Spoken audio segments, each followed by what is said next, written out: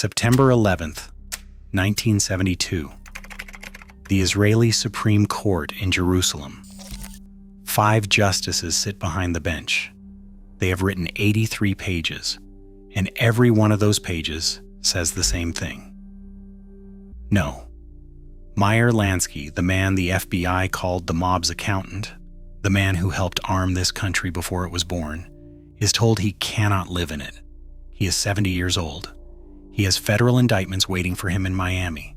His passport has been revoked by the United States government. He has nowhere else to go. Every country on earth has already turned him away.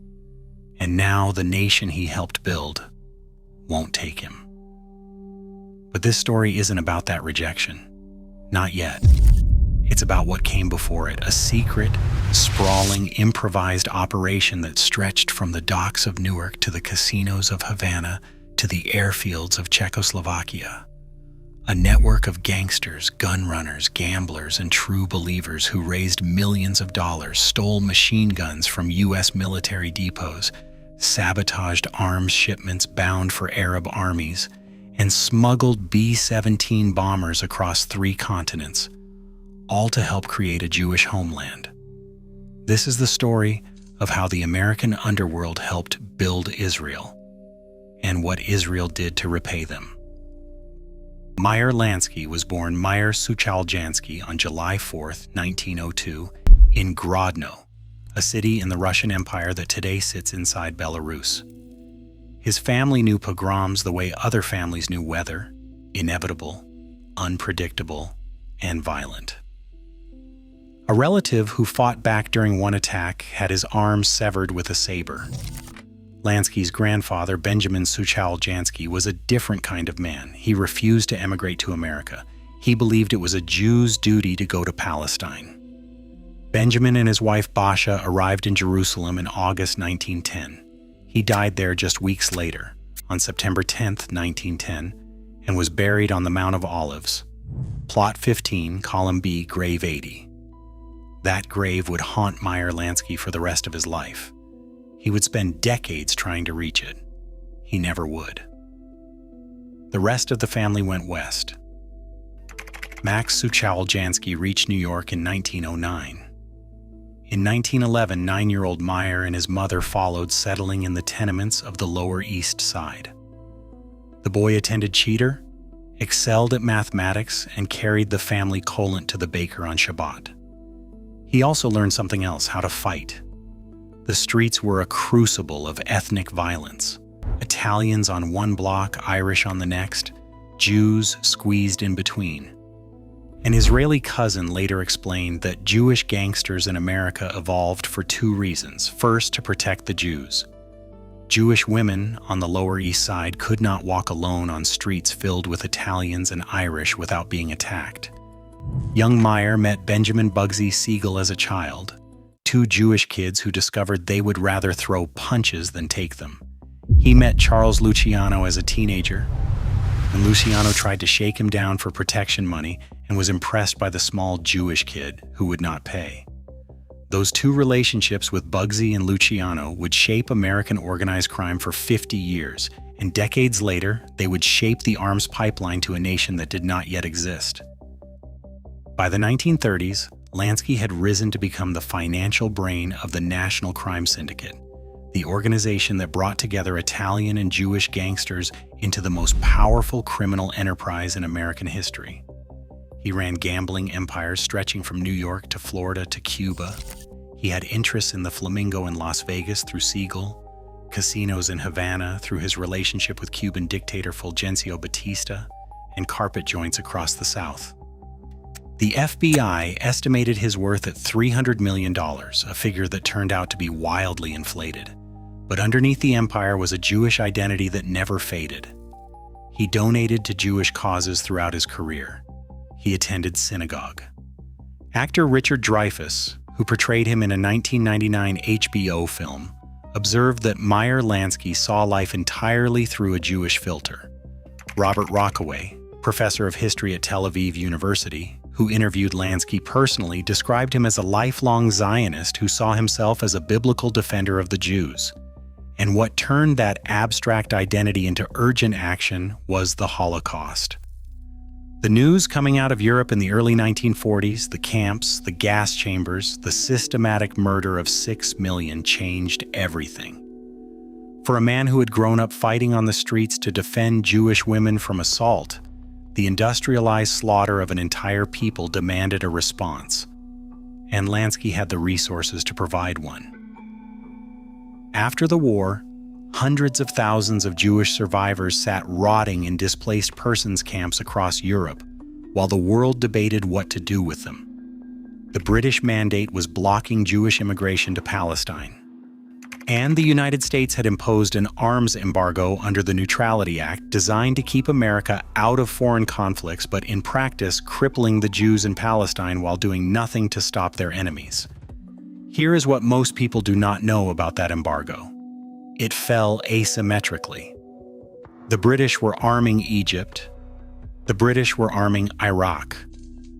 The only side getting nothing through official channels were the Jews in Palestine. As diplomat Dennis Ross later put it, the embargo meant the only people who could not defend themselves were the ones being attacked.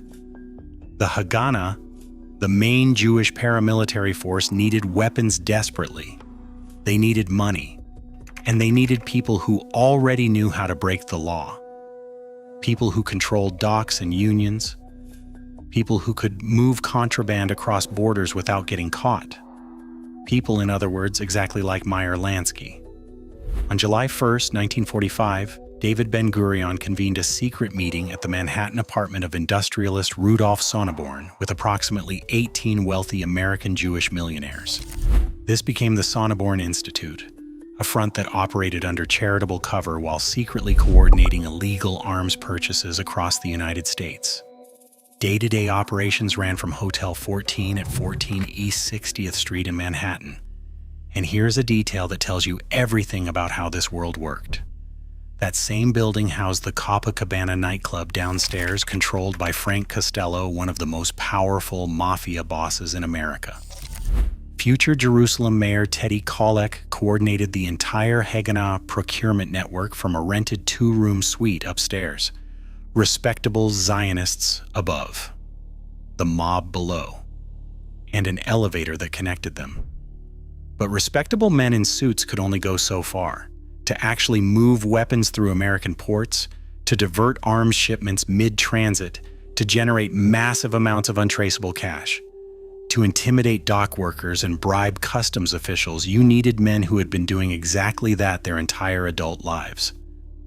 That's where the mob came in. And here's how it actually worked. The operation had no single boss.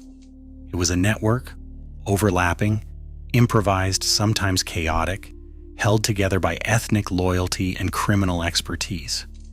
Lansky sat at the center as the coordinator and connector. The Haganah's chief arms purchaser, Yehuda Arasi, approached Lansky directly, and Lansky made the calls that opened every door that mattered. He contacted Albert Anastasia and Joe Adonis, who controlled the International Longshoremen's Association and the freight operations at the ports of New York and Newark. On the West Coast, Mickey Cohen worked with screenwriter Ben Hecht, the Irgun's chief American propagandist, to squeeze cash from Hollywood and the gambling world. In New Jersey, Abner Longy Zwillman's control of the Newark docks was absolute. Front companies multiplied. Foundry Associates Incorporated purchased arms disguised as industrial equipment. Materials for Palestine exported weapons components labeled as machine tools. The Schwimmer Aviation Company in Burbank acquired surplus warplanes. A fictitious Panamanian airline called LAPSA registered smuggling flights as commercial routes. In Miami, gangster Sam K arranged for all Haganah ships to fly under the Panamanian flag through his personal friendship with Panama's president.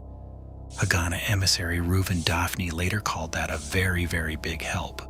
The whole thing was decentralized, deniable, and for the most part invisible, exactly the way Lansky liked to run things. But before the guns came the fists. The first time Lansky's criminal world intersected with Jewish communal defense was not in Palestine. It was on Manhattan's Upper East Side, years before the State of Israel was even a serious possibility. By the mid-1930s, over 100 anti-Semitic organizations operated openly in America. The German-American Bund, led by Fritz Julius Kuhn, held rallies in brown-shirted swastika uniforms complete with Nazi salutes and portraits of Hitler. Their stronghold was Yorkville, where East 86th Street had earned the nickname Sauerkraut Boulevard. In early 1938, Judge Nathan David Perlman, a respected New York judge and former Republican congressman, arranged a quiet meeting with Lansky.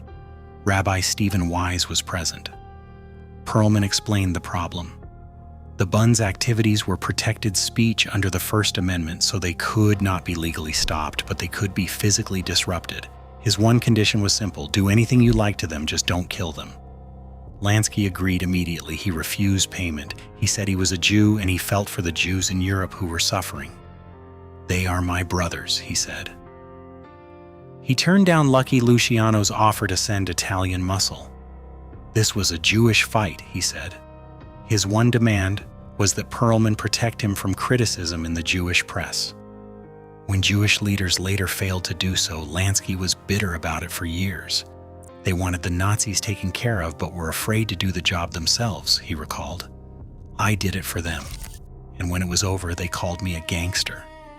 On April 20th, 1938, Hitler's 49th birthday, Lansky's crew of about 15 men wearing American Legion hats as disguise stormed the Yorkville casino, where several hundred Bundists had gathered beneath swastikas and photographs of Hitler. Lansky later recalled that they attacked them in the hall and threw some of them out the windows. Most of the Nazis panicked and ran out. We chased them and beat them up, and some of them were out of action for months. Nobody died, but the message was unmistakable. The campaign spread to other cities. Zwillman organized the Newark Minutemen in New Jersey. His associate Putty Hinkes later recalled storming Schwaben Hall on Springfield Avenue. He said the Nazi scumbags were meeting on the second floor, and they went upstairs and threw stink bombs into the room. As they fled, we beat them with bats and iron bars. In Minneapolis, gambling boss David Berman burst into a Silver Shirts rally, cleared the hall in 10 minutes flat, then grabbed the microphone and said, "This is a warning. Anybody who says anything against Jews gets the same treatment, only next time it will be worse." In Chicago, Jake Guzik, nicknamed Greasy Thumb, recruited fighters, including a young man named Jacob Rubenstein, who would later change his name to Jack Ruby. Mickey Cohen cracked skulls in Los Angeles. Within a year, the Bund's public presence was dramatically diminished across the country, and the men who did it learned something about themselves. They were good at fighting for their people. A decade later, when the stakes were infinitely higher, they would do it again, with guns instead of fists. The money pipeline opened in the mid-1940s, and it started with a phone call. Bugsy Siegel's right-hand man, Alan Smiley, reached out to Haganah emissary Reuven Daphne requesting a meeting. When Daphne sat down with Siegel and explained that Jews in Palestine were fighting for their lives, the exchange became legendary. Siegel asked, "You mean to tell me Jews are fighting?" Daphne said, "Yes." Siegel asked, "You mean fighting as in killing?" Daphne said, "Yes." Siegel said, "I'm with you." For weeks afterward, Daphne received suitcases from Siegel stuffed with $5 and $10 bills, small denominations, untraceable classic mob cash, totaling approximately $50,000. Siegel was murdered on June 20th, 1947, before Israel even declared independence. Daphne later reflected, "Thank God I took cash and not a check." Mickey Cohen's contribution produced what may have been the most famous underworld fundraiser in history. Working with Ben Hecht, Cohen organized an event at Slapsy Maxie's Cafe on Wilshire Boulevard in Los Angeles, likely in 1947 or early 1948. Cohen opened by pledging $25,000 of his own money. Hecht addressed what he described as 1,000 bookies, ex-prize fighters, gamblers, jockeys, touts, and all sorts of lawless and semi-lawless characters, and their womenfolk.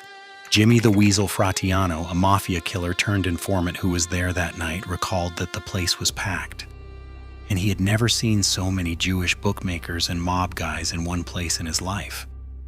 The amount raised is sharply disputed, somewhere between $50,000 and $230,000, depending on who is telling the story. Irgun operative Yitzhak Ben-Ami, who helped organize the event, estimated only $50,000 to $60,000, noting that the Jewish underworld contributed about $120,000 total for the Irgun. His conservative figure is generally considered more reliable by historians. Lansky's own financial contributions are harder to trace. There is a documented $25,000 check to the American League for a Free Palestine, approximately $10,000 raised at his Colonial Inn in Florida, and persistent claims of a $1 million personal donation that no academic source has been able to verify. Israeli fundraiser Shepard Broad recalled, "You did not have to ask Meyer Lansky twice. He was always waiting for me in the lobby, ready with a check." But the money, however significant, was only part of it. The real operation, the one that may have tipped the balance, was on the waterfront. And this is where the mob's contribution became truly irreplaceable, because no legitimate organization in America could do what they did. Lansky contacted Anastasia and Adonis, and the International Longshoremen's Association went to work. Arms purchased for Israel were secretly loaded onto ships, concealed among legitimate cargo, some still brand new, packed in oil and straw, disguised as sewing machines. At the same time, weapons consignments destined for Arab countries mysteriously fell overboard from dock cranes into the harbor. Other Arab-bound cargo was by mistake loaded onto ships bound for Haifa instead of its intended destinations. Think about that for a moment. The mob was not just moving weapons to Israel, they were simultaneously disarming Israel's enemies. Same docks, same cranes, same longshoremen. It was a two-way choke point, and the mob controlled both valves. One cinematic anecdote captures just how deeply the legitimate and criminal worlds had merged. In March 1948, Teddy Kollek was sitting at the bar of the Copacabana, the nightclub directly below his procurement office, explaining to Frank Sinatra that he had an Irish ship captain waiting at the port with munitions for Israel but could not deliver the cash payment because the FBI was watching every move he made. Sinatra offered to help. Kollek walked out the front door. Sinatra walked out the back, carrying a paper bag stuffed with cash to the pier. He watched the ship sail. The story may be embellished, it is hard to independently verify, but it captures the reality of how these operations worked. Legitimate activists, mob-connected nightclubs, Hollywood celebrities, and Haganah agents all operating in the same buildings using the same networks, sharing the same elevators. In Newark, Zwillman's grip was total. A 2007 article in the Journal of Palestine Studies documented how the ports of the New York area were thoroughly corrupted and under the control of organized crime, particularly the freight docks at Newark, where Zwillman had established control of the unions, the stevedore companies, and through decades of Prohibition-era corruption, the police and the judges. On June 3, 1948, a crane on Newark's Pier F malfunctioned while lifting a crate labeled fertilizer. The crate cracked open. Inside, cases marked danger, high explosive, contained 250 tons of TNT purchased by a Haganah front company. The discovery made headlines, but the operation continued. The docks were too deeply controlled for any single seizure to shut it down. The pipeline reached far beyond the waterfront. Hank Greenspun, a Las Vegas newspaper publisher who had worked publicity for Bugsy Siegel's Flamingo Hotel, pulled off one of the most audacious thefts of the entire operation. He stole 58 crates of .30 caliber and .50 caliber machine guns from a U.S. Navy depot in Hawaii. He smuggled them to Mexico, at one point holding a reluctant ship captain at gunpoint, and he reportedly told the captain that he would count to 5. Then he loaded 15 tons of weaponry onto the schooner Idalia in Los Angeles Harbor, nearly sinking the vessel under the weight. FBI files show he received $1.3 million from a Swiss-based Haganah agent to fund additional arms purchases across Latin America.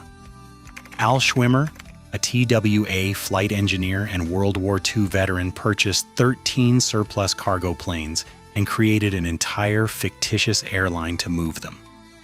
His operation eventually delivered B-17 Flying Fortress bombers that, on July 14, 1948, bombed Egyptian bases in Sinai and King Farouk's palace in Cairo en route to Israel, a mission that stunned the Egyptian military and shifted the momentum of the war.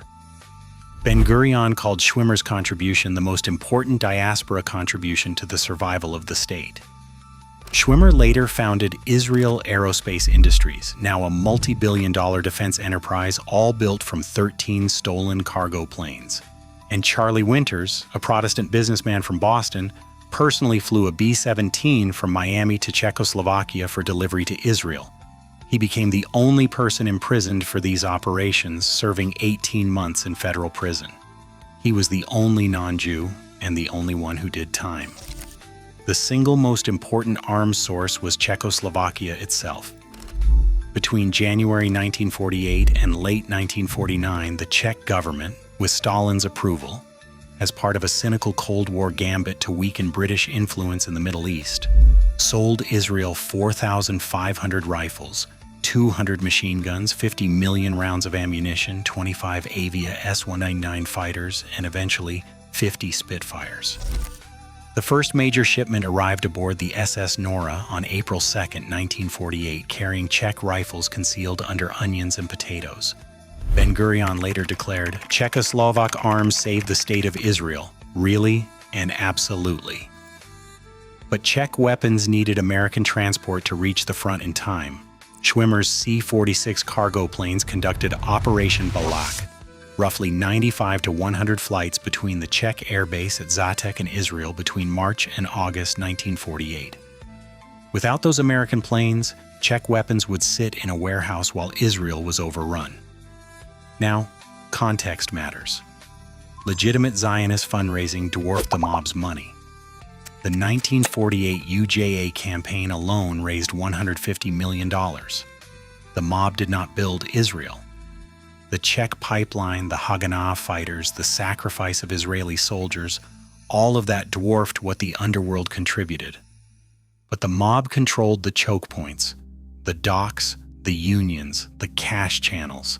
And at the moments that mattered most, gangsters opened doors that respectable people could not. Every system has a weakness. And for these men, the weakness was brutally simple. The nation they armed did not want to know them. The war ended. Israel survived. And the mob's usefulness vanished overnight. Schwimmer, Greenspun, and Winters were indicted for violating the Neutrality Act. The sentences told you everything about how America felt about what they had done. $10,000 in fines for Schwimmer and Greenspun, no prison time. Their fines were quietly paid by the Haganah. Charlie Winters, the only non-Jew among the three, served 18 months. But from Israel itself, not a word. No public acknowledgement, no recognition, no gratitude. The nation they helped arm pretended they did not exist. Lansky continued his criminal career through the 1950s and the 1960s with Havana casinos until Castro's revolution forced him out, Las Vegas skimming operations, and the usual rackets. But in 1970, with federal tax evasion charges closing in and the walls tightening around him, he made the move he had been thinking about his entire life. He fled to Israel with his second wife Thelma and settled in Herzliya Pitua, a wealthy suburb north of Tel Aviv, on tourist visas. He walked his Shih Tzu bruiser through the quiet streets. He ate at local restaurants.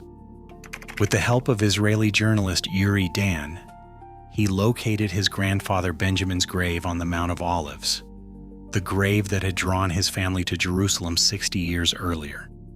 For the first time in his life, Lansky was in the land his grandfather had believed every Jew belonged in. He was home, or so he thought. In February 1971, Lansky applied for Israeli citizenship under the law of return, the foundational law that grants every Jew the right to immigrate to Israel. It is one of the bedrock principles of the state. Every Jew, anywhere, anytime. But the law of return has an exception clause that most people never hear about. Applicants with a criminal past likely to endanger the welfare of the state can be denied. Interior Minister Josef Berg invoked it. The most famous Jewish gangster in history was told he was not welcome in the Jewish homeland. Lansky fought it. He sued. The case climbed through the Israeli court system and reached the Supreme Court, where prosecutor Gavriel Bach, the same man who had helped prosecute Adolf Eichmann just a decade earlier, argued against him. The irony was staggering. The lawyer who put a Nazi war criminal behind bars was now making the case to expel a man who had fought Nazis in the streets and armed the Jewish state. On September 11, 1972, 5 justices delivered a unanimous rejection in an 83-page ruling written by Chief Justice Shimon Agranat. The decision was final. Multiple sources report that the United States had privately threatened to withhold Phantom jets, fighter aircraft Israel desperately needed, unless it expelled Lansky, though the specific diplomatic cables have never been publicly released. Whether or not that threat was real, the result was the same. Israel chose jets over loyalty. What followed was an odyssey that stripped away any remaining illusion about what a gangster is worth when his usefulness is gone. On November 5, 1972, Lansky left Israel, escorted by former Ben Gurion security chief Joseph Scheiner. He flew to Switzerland, and he was denied entry. Then he tried South America, reportedly offering $1 million to any government that would grant him asylum. Paraguay refused, Bolivia refused, Argentina refused, Brazil refused, Peru refused, Panama refused. Every country on earth said no. After traveling 13,400 miles over 3 days across continents and oceans, he landed at Miami International Airport. FBI agents were waiting on the tarmac. He walked off the plane and into handcuffs.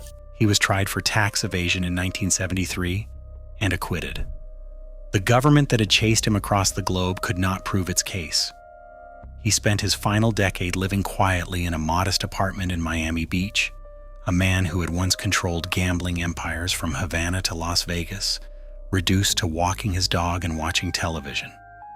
Lung cancer killed him on January 15, 1983.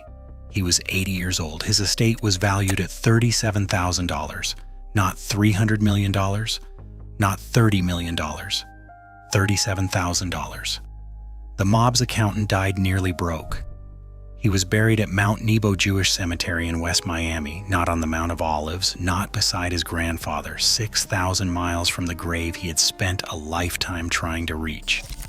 If you had helped build a nation and that nation turned its back on you, could you forgive them? Let me know in the comments. Lansky's story did not end with him. The other men who helped build Israel met fates that say everything about how the underworld works and how nations treat the people who do their dirty work. Doc Stacher, Lansky's longtime associate, successfully emigrated to Israel in 1965. He was the one Jewish gangster who actually got in. He lived quietly in Tel Aviv until cancer killed him in 1977. Lansky sent an enormous bunch of red roses to the funeral, inscribed simply, "To Doc from Meyer." Longy Zwillman was found hanged in the basement of his West Orange, New Jersey home on February 26, 1959, days before he was scheduled to testify before the McClellan Senate Committee. Officially ruled a suicide, widely suspected as murder. Mickey Cohen was convicted of tax evasion twice, partially paralyzed by a prison assault in 1963, and he died in 1976 at 62, broken, and largely forgotten. And Bugsy Siegel, the first of them to step forward, the man who filled suitcases with cash for a country that did not yet exist, never saw any of it. He was murdered on June 20th, 1947, more than 10 months before Israel even declared independence. As for the pardons, they went to the respectable operatives, the ones who were not actually gangsters. Kennedy pardoned Greenspan in 1961, Clinton pardoned Schwimmer in 2001. George W. Bush posthumously pardoned Charlie Winters in 2008.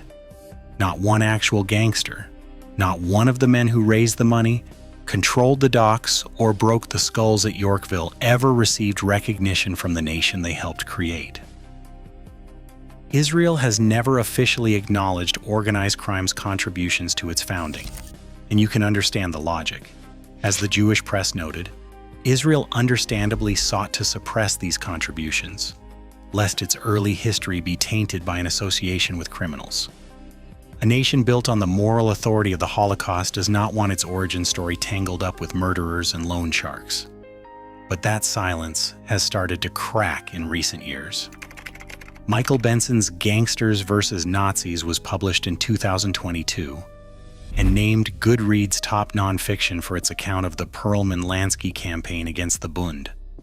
Dina Siegel's academic monograph, The Israeli Mafia, published by Springer in 2024, examines how Israeli officials long denied organized crime's role in the state's formation.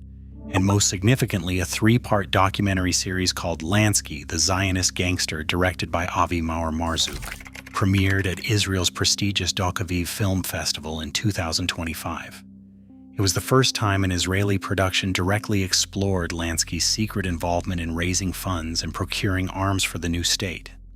The academic authority on this history remains Robert Rockaway at Tel Aviv University, who argues the mobsters were driven by what commentators call the Pintele Yid, the irreducible spark of Jewishness that survives even in the most hardened criminal. Lansky's daughter Sandra put it more simply. Her father could not stand back and allow the country where his own refugee grandparents were buried to be extinguished. The moral paradox is unresolvable. Men who ran murder syndicates also broke the arms embargo that might have strangled Israel at birth. They did not build the nation, but they helped arm it at the moment when arms meant survival. On the Mount of Olives, in a cemetery that has held Jewish dead for 3,000 years, Benjamin Suchaljansky rests in Plot 15, Column B, Grave 80. He arrived in Jerusalem in 1910, believing it was a Jew's duty to live in the Holy Land. His grandson Meyer spent 7 decades and a criminal empire's worth of blood money trying to reach that same ground. He got as close as Herzliya Pitua, close enough to find the grave, close enough to read the headstone, close enough to walk his dog past the Mediterranean and imagine a different life. Then 5 justices and 83 pages sent him back across the world. Al Schwimmer, the man who stole 13 cargo planes, went on to build Israel Aerospace Industries into one of the largest defense contractors on earth. He was buried in Israel with full honors. Lansky was buried in West Miami with $37,000 to his name. And somewhere in the Israeli archives, in files that have never been fully declassified, there are records of every crate of machine guns, every suitcase of $5 bills, every shipment of Czech rifles hidden under onions and potatoes, the full accounting of what gangsters gave to a nation that still has not decided what it owes them.